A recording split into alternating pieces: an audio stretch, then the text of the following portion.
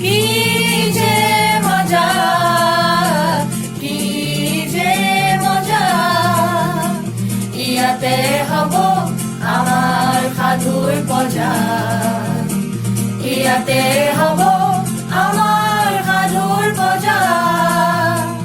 উমলিম আমি সাধু ঘৰত, কথাৰ সুৰৰ যাদু ঘৰত, উমলিম আমি সাধু ঘৰত, কথাৰ সুৰৰ যাদু ঘৰত।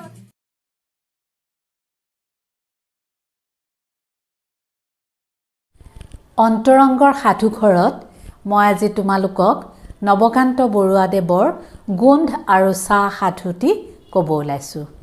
মনবৰ নামৰ এজন ল'ৰা আছিলে। মনবৰক পেহীয়েক আৰু পেহাকে সদায় তেওঁলোকৰ ঘৰলৈ মাতি থাকে, কিন্তু তেওঁলোকৰ ঘৰ আকৌ বহু দূৰ, বহুত ঠাই বজাৰ পাৰ হৈয়ে যাব লাগে। এবাৰ মনবৰে ঠিক কৰিলে যে এইবাৰ তেওঁ পেহীয়েকৰ ঘৰলৈ যাব। তেতিয়া মনবৰৰ মাকে বাটত খাবলৈ কেইটিমান পঁইতা ভাত আৰু লোণ জলকীয়া লগত দিলে। মনবৰে সেইখিনি লৈ যাত্ৰা আৰম্ভ কৰিলে। বেলি দুপৰ হ'ল। মনবৰৰ বৰ ভোক লাগিলে।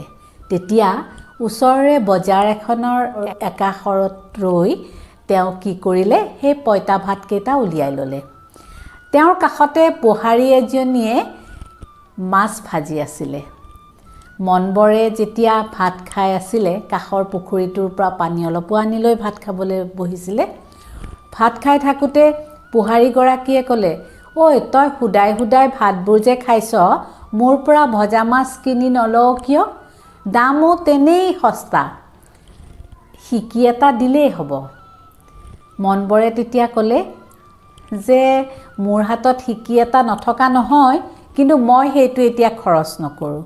মই এফালে যাবলৈ আহিছোঁ, তাত ঘাটৈক দিব লাগিব 2 অনা, আকৌ উভতি আহোঁতেও মোক লাগিব, গতিকে মই ভজা মাছ কিনি নেখাওঁ। এইফালে আকৌ পোহাৰীয়ে সিকিটো সৰকাবৰ বাবে এটা মনে মনে বুদ্ধি পাঙিলে। মনবৰে যেতিয়া ভাত খাই হাত মুখ ধুই যাবলৈ ওলাল, তেতিয়া পোহাৰীয়ে ক'লে, ঐ ল'ৰা, তই মোক একো নিদিয়াকৈ ক'লৈ যাৱ? মনবৰে ক'লে, তোমাক কি দিম হে? তোমাৰ পৰাতো মই একো লোৱা নাই। তেতিয়া পোহাৰীয়ে ক'লে, কিয়? তই মোৰ ভজা মাছৰ গোন্ধ লৈ লৈয়ে টকালি পাৰি পাৰি ভাতকেইটা খালি, এতিয়া আকৌ তই একো নিদিয়াকৈ যাব ওলাইছ, সিকি এটা দি যা।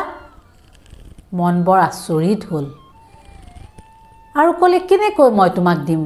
মইতো ভজা মাছ কিনা নাই। তই ভজা মাছ কিনা নাই, কিন্তু ভজা মাছৰ গোন্ধটো তই পাইছ। মনবৰে তেতিয়া ক'লে, বতাহ সেইফালৰ পৰাই বলিছে, গতিকে মই ভজা মাছৰ গোন্ধ পাইছোঁ, কিন্তু তাৰ কাৰণেতো মই তোমাক মূল্য দিব নোৱাৰোঁ। তেতিয়া পোহাৰীয়ে ক'লে, যদি তই মোৰ কথা নেমান, তেনেহ'লে ন্যায় কুঁৱৰীৰ ওচৰলৈ যাব লাগিব।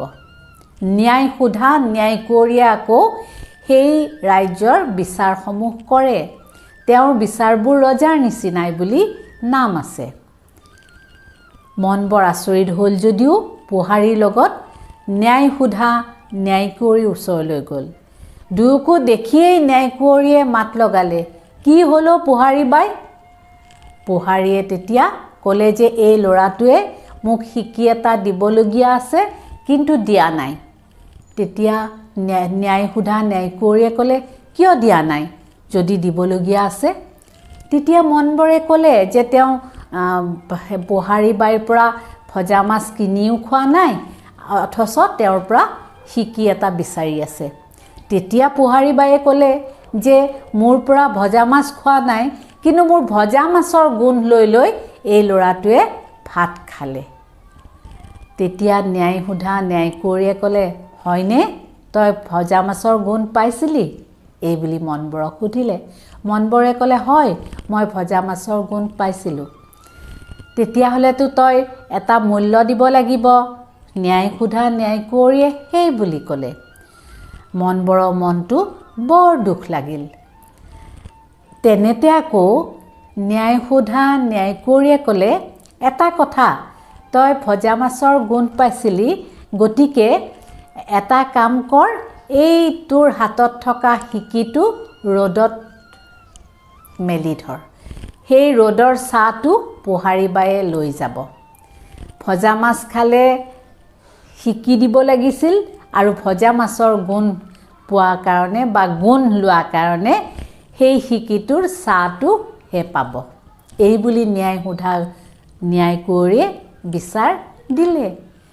তেতিয়া পোহাৰী বায়ে একদম মুখখন ক'লা কৰি তাৰ পৰা গুচি গ'ল আৰু মনৰ আনন্দতে আকৌ পেহীয়েক পেহাকৰ ঘৰলৈ যাত্ৰা আৰম্ভ কৰিলে।